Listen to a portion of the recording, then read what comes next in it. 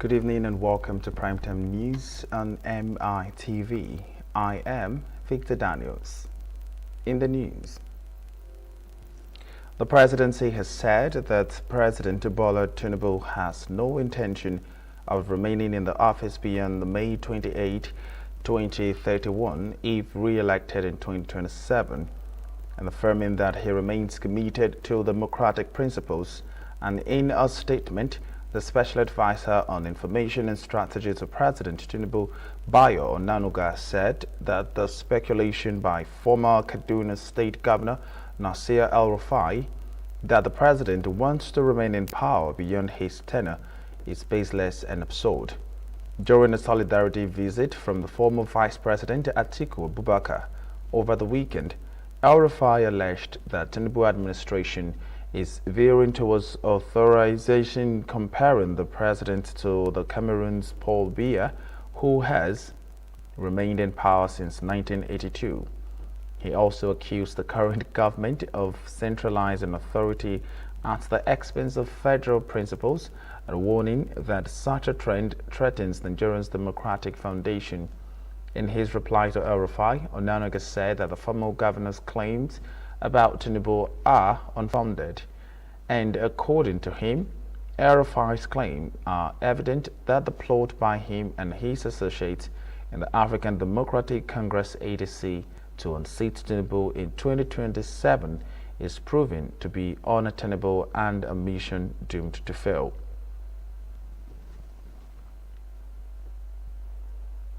President Kashim Shettima has arrived in New York to represent President Bola Tinubu at the 80th session of the United Nations General Assembly, holding from September the 22nd to the 28th. He will deliver Nigeria's national statement on commitment under the Paris Agreement and participate in high-level debates, bilateral meetings, and investment-focused side events. Foreign Affairs Minister Ambassador Yusuf Tuga restated Nigeria's commitment to multilateralism, stressing that the country is championing a proposed UN Global Convention on Nigeria's long-standing contributions to the UN peacekeeping, and reiterated its position on conflicts in Gaza, Eastern Congo, and Palestinian.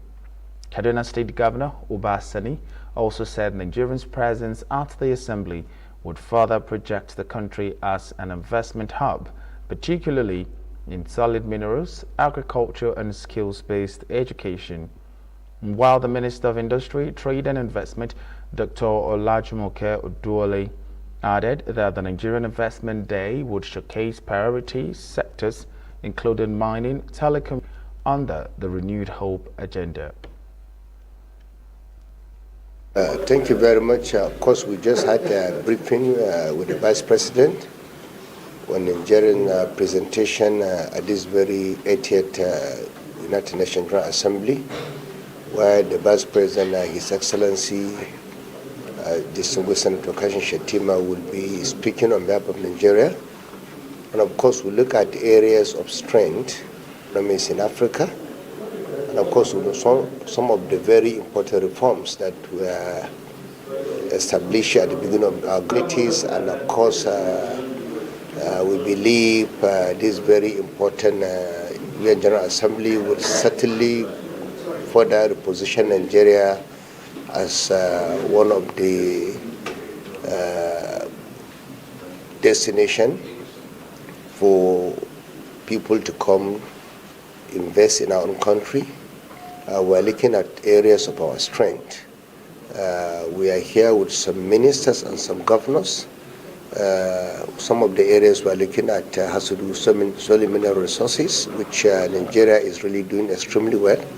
Peacekeeping, and then the United Nations contributes to something we're looking to have addressed, because Nigeria contributes not only on the African side, but indeed also on the UN side. There are topical issues that will clearly come up. So we've reiterated Nigeria's position, conflicts in the Middle East, of Eastern Congo. There is the Consul meeting which is going to be taking place. Okay. Honourable Minister, last year, Mr. President, here in Nigeria. Throughout the week, there will be a number of other events. There's another round table. I'll be accompanying His Excellency to a number of delegations and invitations that he's received.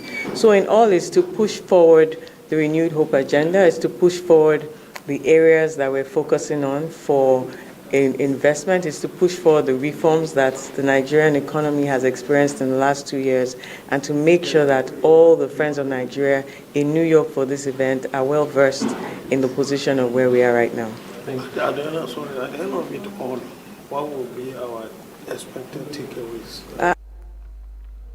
The Speaker of House of Representatives, Tajuddin Abbas, has pledged the House of Representatives support for President Bola Tinubu's borrowing plans for financing critical infrastructure and stimulating economic growth. Abbas, who made this known at the 8th conference in Abuja, said the legislature has supported a responsible borrowing to meet Nigerians' developmental needs.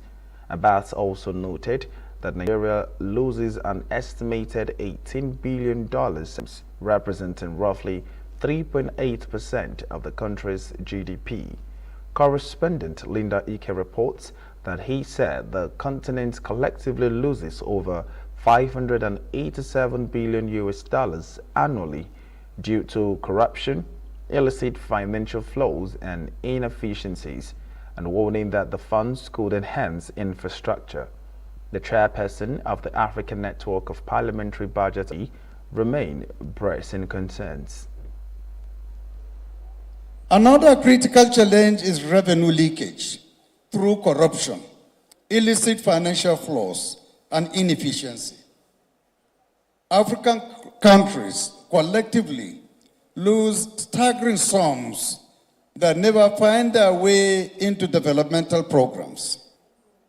According to the African Development Bank, Africa loses over $587 billion annually to capital flight. That is money that flees the continent through corruption, illicit trade, mispricing, and profit shifting by multinational corporations, among other channels. Corruption alone is estimated to drain about 140 annually. And other illicit financial flows, such as trade malpractices, smuggling, among others, siphon away additional tens of billions of dollars. As we face evolving economic, social, and environmental challenges, from debt sustainability to public sector reform, the role of parliamentary budget offices has never been more vital. I encourage us all to use and renewed commitment to fiscal representability.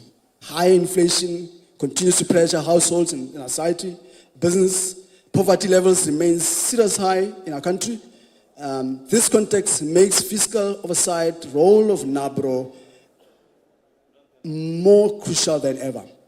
The challenge now is to consolidate these gains and translate macroeconomic stability into inclusive growth and tangible development within Nigeria. NABRO's mandate is central to ensuring that public funds are channeled effectively towards building human capital, closing infrastructure gaps, and creating the productive jobs needed to lift millions out of poverty. Nigeria's journey offers powerful lessons for all of us when we're sitting here. The Deputy Speaker of the House of Representatives, Benjamin Kalu, has declared that the Nigerian can no longer delay the creation of state police of its hopes to tackle its security challenges effectively. Kalu, who stated this in Abuja, said Nigeria's current centralized policing structure was inadequate. The only way this can be achieved is to unbundle it from its current structure. Kalu noted that the Nigerian in diaspora showed keen interest in the government reforms and in issues of representation. The Deputy Speaker urged Nigerians to stay engaged, patient and supportive of the reforms while also participating actively in shaping policies such as the State Police Bill. Correspondent Linda Ike reports that highlighted his role in shaping the global discussions on digital trade during the Geneva conference. We are thinking about the response time of policing in Nigeria, which at the moment is below the global average, the standard. You know, our response time now, from what we gather, is about 120 minutes or 90 minutes, whereas it's supposed to be like,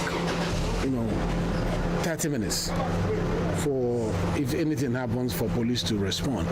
And if we unbundle it from the way it is centralized to what other countries are doing, municipal police, state police, and just like the Constitution is clear on what is on the exclusive list and what is on the concurrent list, certain subject matters will not be handled by state police, while exclusive matters will be handled by federal police. So if we break it down, set up the structure the way Nigerians want it, and there are things that come naturally to women. Things like the child rights, the women rights, the things ordinarily come, disabilities and all the rest of them. Not that men don't look into it, but there are certain policies that will carry more weight when it's driven, empathizes, who relates to these easily. And if they are not in the room, not an easy one, but Nigerians are beginning to embrace it. Though Inspector General of Police Kayode Egbetokun has warned that Nigerian security challenges are becoming faster, more complex and more unpredictable.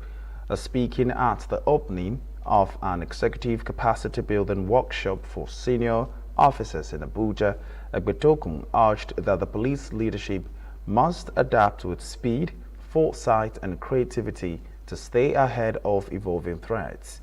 He said that modern conflicts no longer unfold, amplifying by technology, cross-border alliance, and among others. He explained that the one-day training organized in partnership with the Society for Peace Studies and Practice (SPSP) was designed to sharpen the leadership capacity of top police commanders. Board chairman of the SPSP, Professor Suleiman Bogoro, and the Society's president, Nathaniel Awopila, described the workshop as a transformative leadership resource that aligns with Nigeria's national security strategy, the police reform agenda, and international peace-building frameworks. Miriam Menakiman reports that they said the initiative is a strategic effort to reposition the force as a proactive, intelligence, justice, and national cohesion. The team job managing fast-paced security challenges in a protracted conflict environment could not have been more apt. It speaks directly to the paradox of our time. Conflicts that reach. Terrorist networks rebrand and reorganize to avoid defeat. Local conflicts, once contained, now spill across borders, amplified by social media and transnational alliances. In an environment of constant flux, our leadership must combine patience. It remains steadfast in its commitment to advance human purpose. It is scarcely a year since the signed memorandum of understanding with the Nigerian Police Force. Within this period, we mandated SPSP to train all cadets of the force. Thus far, we have trained members of the intermediate cadre, specifically Chief Superintendents of Police. And today, we are privileged to.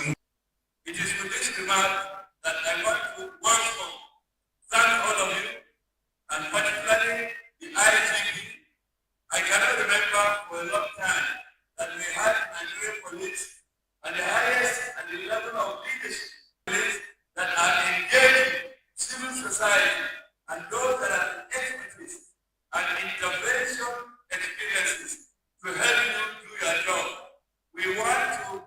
We look forward to a that with the improved condition of service of the Nigerian police, especially with the police trust fund applied rightly, and we have houses and other entitlements for police officers and the lower rank, that they will be in better position to address those issues that have faced us as a nation for so long. The Federal High Court in Abuja has scheduled September the 29th court's jurisdiction in a suit over the withheld local government funds. The state government argued that since the court's vacation ended on September the 16th, the case should be transferred back to Osogbo for proper hearing. The motion, led by senior advocate Musibao Adetumbi, contests the validity of the Attorney General's fate, allowing the case to be heard in Abuja during the court's vacation, and also challenges a letter appointing Justice Emeka Unwite to hear the matter in Abuja. However, a counsel for the Central Bank of Nigeria and the Accountant General of the Federation, both defendants in the suit, opposed the motion, accused the state government of seeking to delay justice. And after hearing arguments, Justice Unwite fixed September the 29th to determine the jurisdictional issues before proceeding with the case. It's both Federal Court, is before the Supreme Court. On the one at the Supreme Court, we have joint issues with the Attorney General of the Federation. In fact, we both expeditiously file our papers, so we leave the court to decide. The simple matter here is that whether the money can be released that they called elected APC officials. By allowing us to take all applications relating to jurisdiction of this court.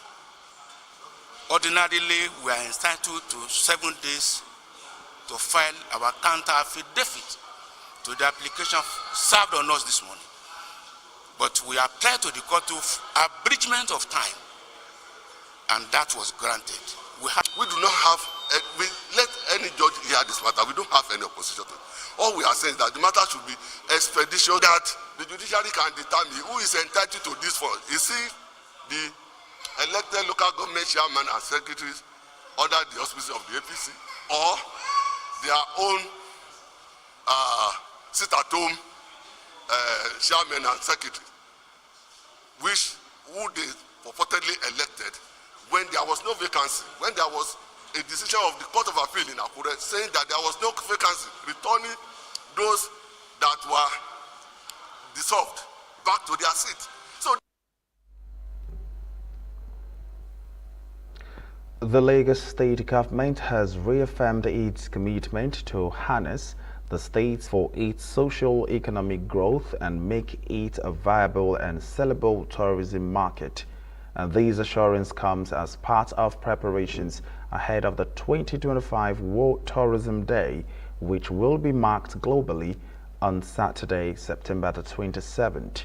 And speaking during a stakeholders engagement and infrastructural inspection at Takwa Bay Beach, a Lagos State Commissioner for Tourism, Arts and Culture, Toke Benson Awoyinka, emphasized the state's renewed commitment to transforming its coastal attractions. Benson Awoyinka explained that Lagos is endowed with vast natural assets, and the administration of Babajide Sanwo-Olu to ensure optimal exploration of these valuables for development. The Commissioner highlighted the importance of creating a clear investment channels by resolving issues around land tenure and agency oversight. She noted that the government also plans to leverage the services of its water transportation system to improve access via water transport, replacing informal banana boats with safer and more efficient ferries. Highlighting the recent efforts, Benson Awoyinka pointed to the Ilashe-Bishe axis, where the state government recently handed over power stations to a co-city for the area, and stressing that a similar plan would be for Takwa Bay given its proximity to Victoria Island. It's changed pretty much, but we need to bring back the old glory of Takwa Bay. It's run down compared to what I believe and remember it to be. So with government involvement here, speaking to the various federal government, we're expecting an influx of tourists from next month. As you know, we also have the E1 series coming up, and it could have been done here. Yeah, it could have been done here, you know, easily. But the infrastructure is not here. So that infrastructure needs to come here so that the entire beachfront in Lagos will be a sellable market.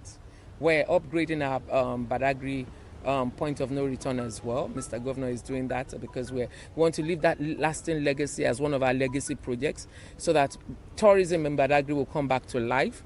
The history in Badagry will be told holistically. We can't tell the history of Badagry without our point of no return. So we're doing all upgrades and making sure that we leave a lasting legacy in tourism. At Nigeria Association of Tour Operators, for every World Tourism Day, what we do is to go around, identify the hidden gems and see how we can develop, how we can bring the place up and also bring to see where they can actually help this community. So what we do basically is, community kind of reach out and celebrate our World Tourism Day within the community, not conferencing. And this time around, Lagos State also identified with us at NATO to actually work in that direction. Presently, we have been selling Takwa Bay. We're just looking at how we can sell it better, improve it. The improvement, I'm sure the commissioner will do something as soon as possible. For us, we're game. We're already coming here on World Tourism Day, and in going back now, we look at, okay,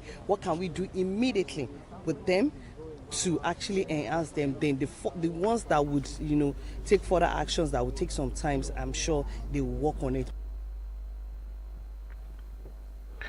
The Lagos State government has restated its firm commitment to empowering the young people in blighted and underserved area 2025 on Blight to Bright.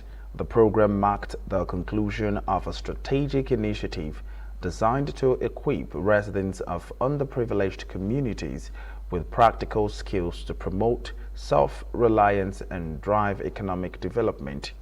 Representing the Permanent Secretary of the Ministry of Wealth Creation and Employment, the Director of Administration and Human Resources, Mrs. Aderonke Kudirat Bello, emphasized the program's role in advancing economic inclusion among Lagos youth.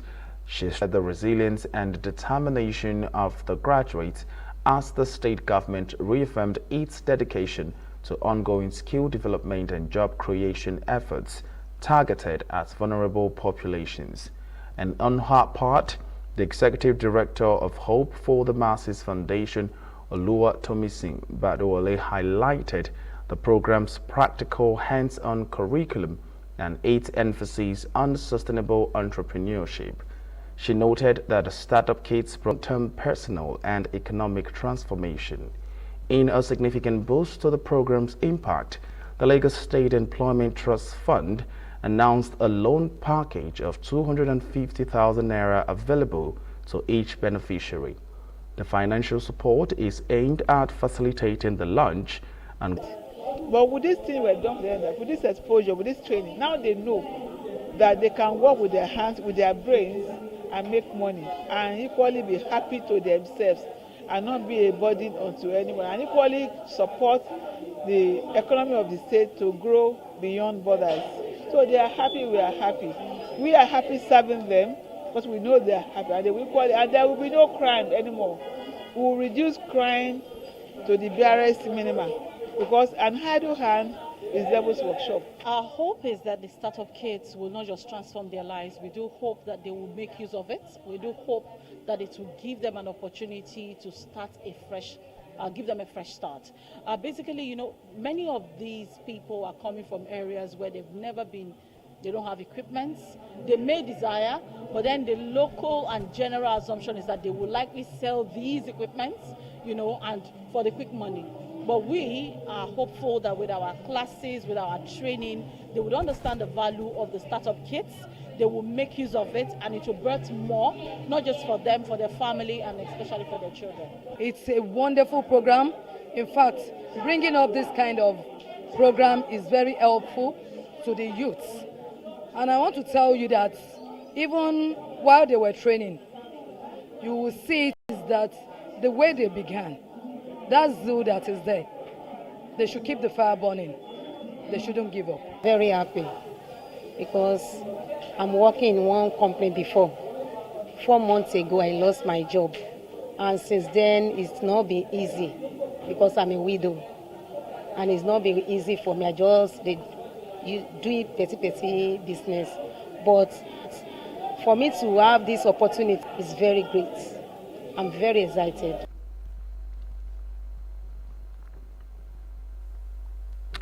The Lagos State government has declared that the initiative of distributing school materials for the pupils in the educational needs of pupils, but also reflects a model of participatory governance, community-driven development.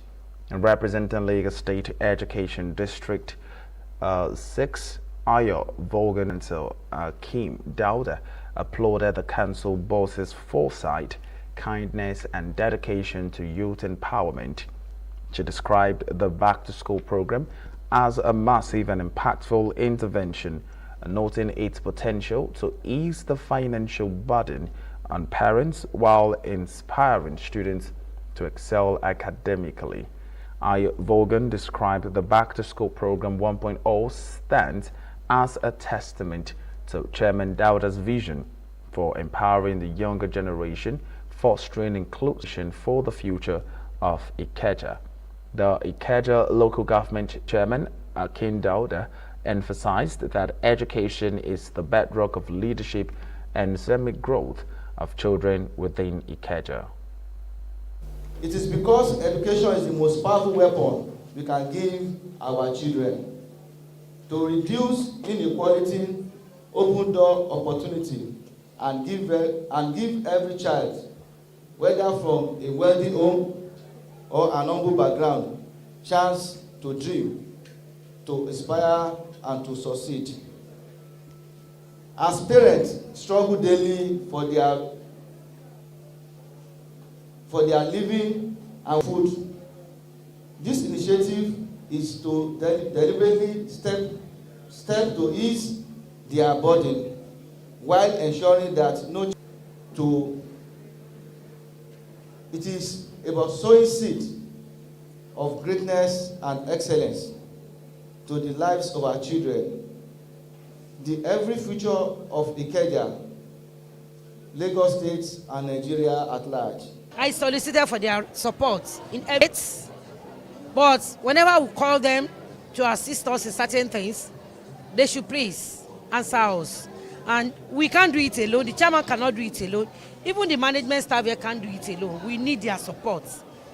Financially in the area of rates, payments, so that together we can deliver the dividends of democracy. Today's initiative is a laudable one because we are following the agenda of His Excellency, Governor Babajide Sanwo-Olu on things. And this is back to school materials and learning materials that make them, for this new session, that make them to be active in school and know what they are doing. The Lagos State University of Education has emphasized the need for technological deployment in teaching as a critical response to the challenges of the 21st century education.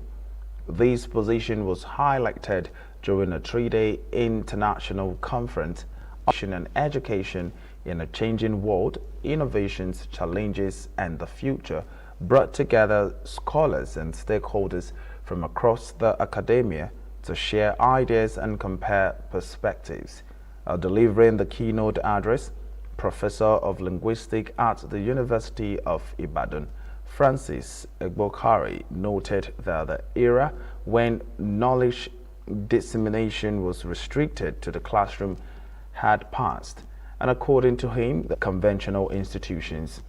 He urged the African universities to embrace technology, an indispensable tool for effective pedagogy. Kerr further observed that with open source technology, a poorly funded institution such as those in Nigeria could significantly reduce the financial burden of acquiring modern teaching tools. And in another keynote, a presentation, Professor of Phonetics at the University of Reading, Jane Setter, who spoke virtually, Okunle, represented by the Deputy Vice Chancellor, Professor Muridin Adini Shitu, assured participants that the university would proactively implement recommendations and resolutions arising from the conference. They are not meant for education alone. If you look at the teacher and mention of university, we are training students to be an expert in any profession and also in education. Our core call is focus on profession. So what we are saying at the end of the day, we are training the students who are going to be professional in any field they have chosen as their career. We should be focused more on collaboration through the walls between these departments. For instance, you have a lot of language departments. If you have the curricula should be such that the courses that are similar, you remove redundancies. You modularize your content, you modularize your curriculum, so that somebody who is in Yoruba and needs to learn phonetics can do the same thing with somebody who is in French that needs to learn. If there are language problems in a particular language, you can do a comparative studies to see exactly how the problem disciplinarity is the new norm. And when we do that, because knowledge is very fluid, we are in an era of fluidity of knowledge. And the four elements in the theme. Pocket is a college of languages and communication arts education, and you can see that these four elements feature prominently in our programs in Pocket. We have languages, we have about 5 languages that are being taught in the college: English, Yoruba, language arts education. And if you consider the literature aspect of it, we teach literature across all the units and departments in the college. And looking at technology, whatever you do nowadays, in terms of teaching, has to be based on technology. So our teaching methods and then teaching resources, everything has to do with technology.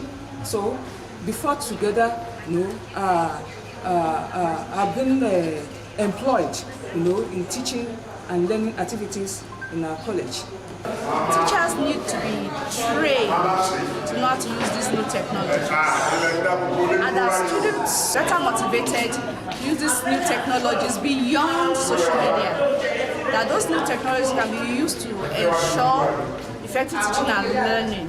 And they shouldn't get distracted with the use of these new technologies, so that they can better use the positive aspect of these new technologies to ensure that we have advancement in knowledge.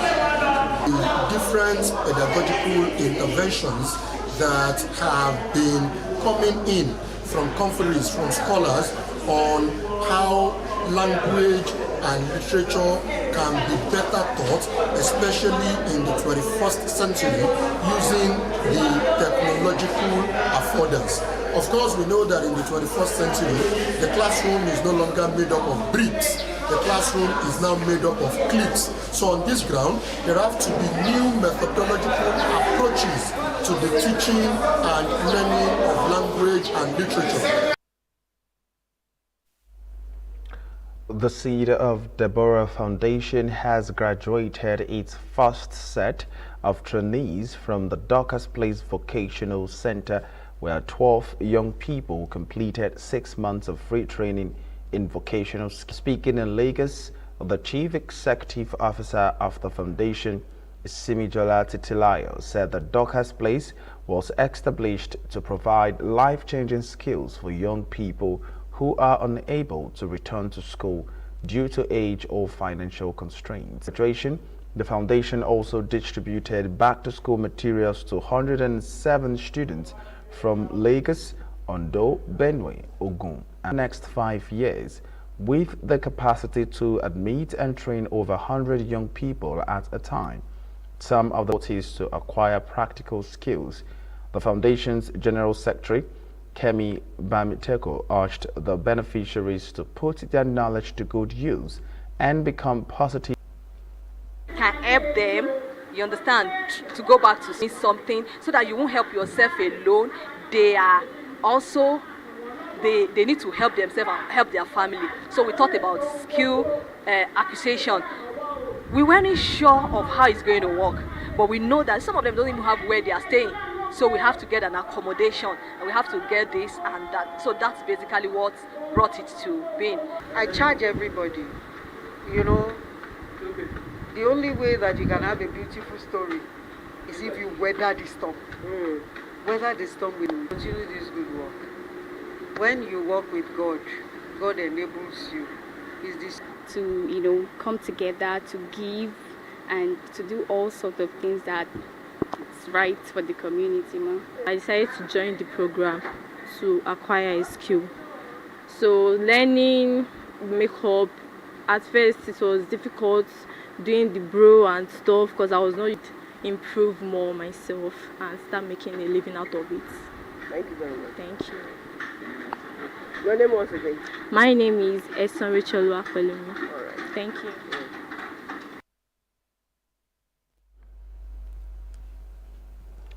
The Intergovernmental Action Group Against Money Laundering in West Africa has announced that Nigeria and Burkina Faso are on track to exit its grey list by strengthening their anti-money laundering and counter-financing of terrorism frameworks.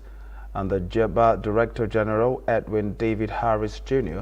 disclosed this at the opening of a 3-day regional training for journalists on investigative reporting of economic and financial crimes in Guinea-Bissau.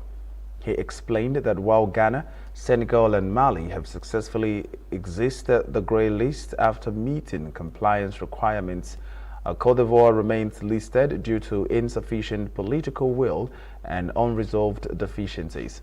And as JEBA prepares to mark its 25th anniversary in December, Harris highlighted the institution's role in reducing money laundering through good governance initiative and institutional capacity building across the region.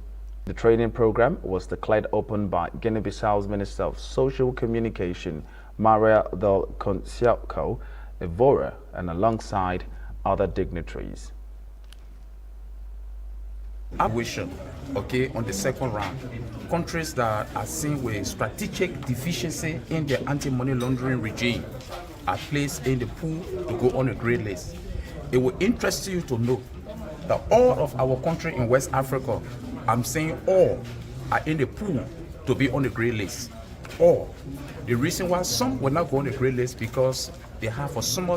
So interestingly, Ghana left 2021. The 2020 Ghana left, Senegal left last year, Mali left, interestingly, next month at the FATA plenary in Paris. Assess what we call technical compliance. Do you have the laws? Do you have the framework? Do you have the institutions? The second component assesses their effectiveness. The laws you have, are they effective? The systems you put in place, are they working? The framework, is it deliver effectiveness that you will score low in? Moderate, substantial, or high level of effectiveness. If you call some number of low, if you have some numbers of non-compliance at the technical compliance, so when they combine those numbers, they determine whether a country should be placed on the grey list or not. BS African arched bold policies, innovation and collaboration to drive transformation. Economic experts have warned that Nigerians' economic survival and growth will depend on how quickly US dollars by 2030. This was the central message from the Lagos Business School at the 35th Annual Finance Correspondent Association of Nigeria FICAN. In conference, regulators, banks and financial experts converged to chart Nigerians' digital future under the theme Bracing for the Digital Economy in Nigeria, Taxation, Banking and Finance. And in her keynote address, the Dean of the Lagos Business School, Akintola Owolabi, stressed that Nigeria stands on the brink of a digital revolution capable of reshaping commerce, services, and livelihoods. He emphasized that the country's fintech ecosystem, which attracted more than 2 billion, reinforced Nigeria's position as Africa's fintech powerhouse, with banks such as Access and GT Bank deploying artificial intelligence and machine learning to modernize services. He, however, highlighted unreliable power supply, poor broadband in rural areas, and a shortage of digital skills as major threats that could stall progress. Digital Services Task DST, introduced in 2022, and the Electronic Money Transfer Levy assigned on Sunday, who was represented by Director Claims Resolution Department Sule Olawale, said that similar and strengthen evidence-based policymaking. Speakers agreed that with coordinated action, Nigeria can harness a digital transformation to diversify away from oil dependence, create jobs, and build a more inclusive economy. And on his part, FICAN Chairman Chima Titus reinforced the urgency of a deliberate strategy, noting that the ICT sector contributed 18.3% to Nigerians. Innovation in the digital space, in the digital ecosystem, and all the finance, banking, taxation, they are all related. And you need technology to be able to drive this, for you to be able to get to the level that you really want to be. And evidence has shown that since the country has started going in the digital space, there have been tremendous improvements, but we are not there yet. $1 trillion for me is a little bit ambitious, but it can be a mission that one has in mind, but there must be a gradual movement towards that direction. And then there was this problem of trust in terms of transactions. So instant payments pioneered by Nibs provided that comfort of getting your money at least near cash for every transaction. Now we have a fiscal authority driven by Mr. President and his think tanks trying to make sure that we have an efficient tax system. So to your question, the nexus is because we already have a foundation, a culture of digital transactions. Like most research papers have alluded to, we are largely a youthful economy, digitally savvy, and people, this culture is not going to go away. It's in fact, I think as a country, for Nigerians knowing what we are, we're always thinking of how best to take it forward. Identify the issue that were up because of the disruptions in the system due to innovative technology. As Payment Service Bank Deposit Insurance Fund, which also covered them. We also done what? We moved up the maximum deposit insurance coverage. We've covered even that scheme in such a way that people who have funds in MFBs do not need to be afraid. For up to 2 million, you can have your funds if the bank fails recovered, unlike what it was hitherto. So, contributed 18.3% to Nigeria's GDP in the second quarter of 2025. Digital payment transactions exceeded 600 trillion in the first half of 2025, a 22% growth year on year. Mobile money users surpassed 73 million, reached 2028, a bold roadmap that incorporates AI, blockchain settlements, and the African continental free trade area, driven cross-border payments. Progress no dey happen just like that. It dey come from support when you need am. Mommy, I got the school fees. You too much. Nah, money point oh. Money point, thank you.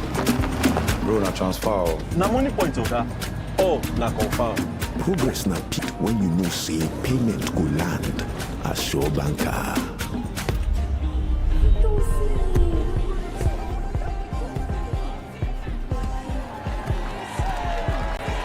Progress na small wind wey dey carry person go far.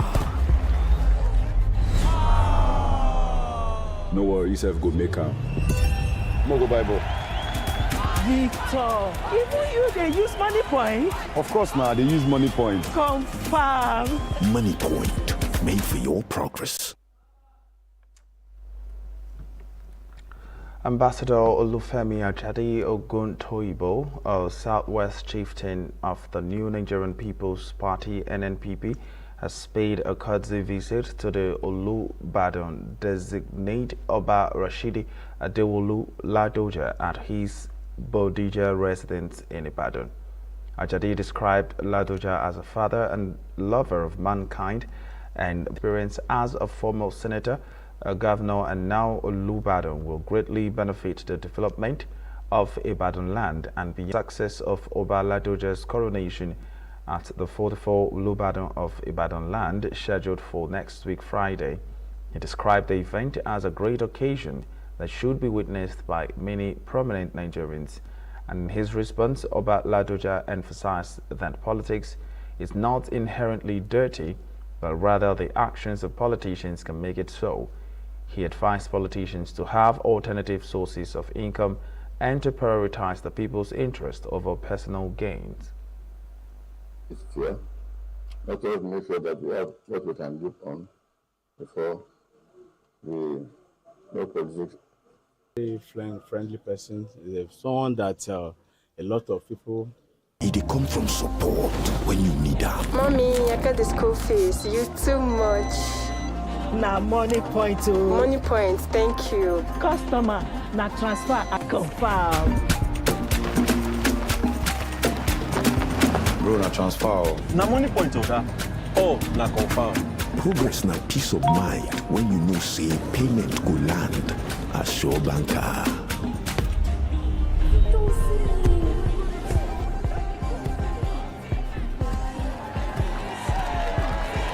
Progress na small wind where the carry person go far.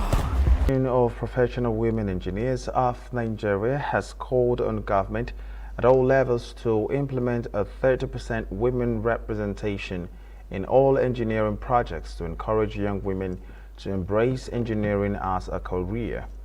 The president of the association, Engineer Adebisi Osim, said that these professional engineers held at the Trenchant Hall at the University of Ibadan. And according to Engineer Osim, the conference tagged Revitalizing Nigeria's manufacturing sector through innovative engineering solutions will bring relevant stakeholders to brainstorm and come up with relevant policy framework that will fully maximize the potentials of the engineering profession in growing Nigeria's manufacturing sector. Established in 1982, the Association of Professional Women Engineers of Nigeria is a division of the Nigerian Society of Engineers, advocating for the inclusion of females in the engineering sector.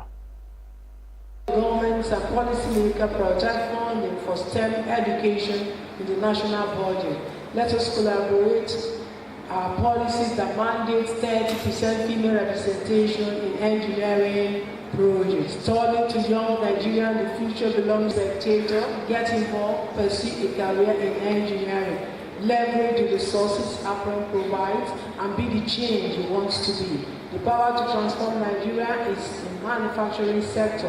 It lies in innovation, collaboration, and engineering excellence. This time is to act now. The government also is focusing on women's representation in the system.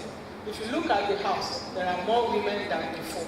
Before it was less than 7%. Right now it's more. Focus is now on how to bring more women into the fold, whether you are an engineer or otherwise, as long as you are a graduate and you are intelligent and you can be focused. And I believe that all the engineers that we have sitting right here are intelligent, well-focused, and well-behaved.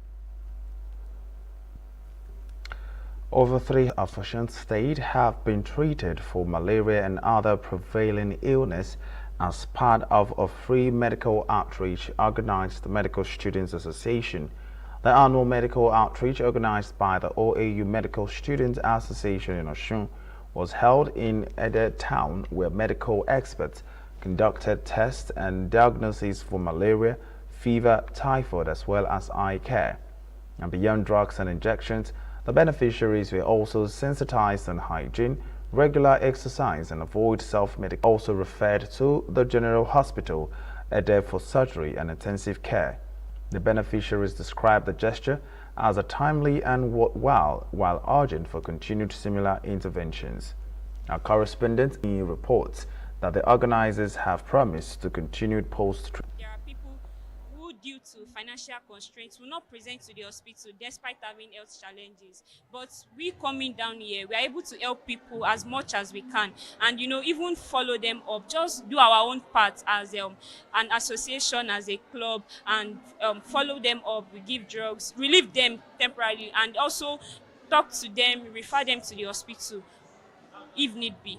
This first as a way of giving back to the society and also contributing our own quota to the global efforts towards universal health coverage and health equity. And that's to say that health should be accessible to all, healthcare services should be accessible to all, but not all everyone is able to access it, majorly because of the cost. And that's why we are bringing these services free of charge every year for people who would not be able to access it by their own means. It's a free surgery program, and you can attest to the numbers of the people there. We have a lot of ailments in our community, and many people couldn't have access. We commend. And that's it on the local news. We'll now take a short break. When we'll come back, we'll take some stories from the foreign scene.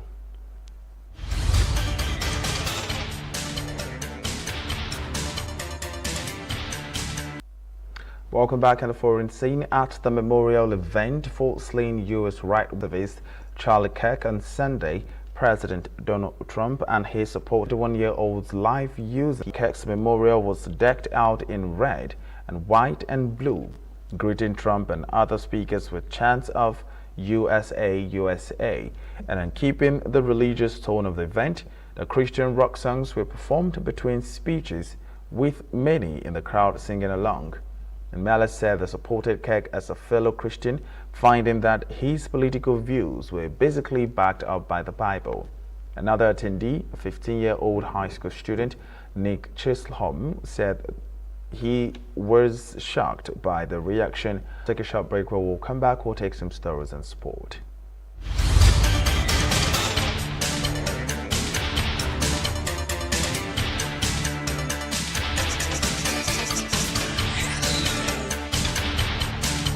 Silva has criticized the Premier League's scheduling, arguing it puts his team at a disadvantage in the draw against Arsenal.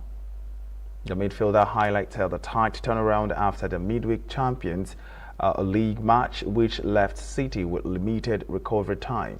Arsenal secured a 1-1 draw at Emirates Stadium, with Gabriel Martinelli scoring a dramatic stoppage time equalizer. City had just 66 hours to prepare following the 2-0 victory over the league, and while Arsenal benefited from a longer rest after the 2-0 win at Athletic Bilbao. In January, he said that English teams are at a disadvantage in Europe because of Premier scheduling, as they always put the tough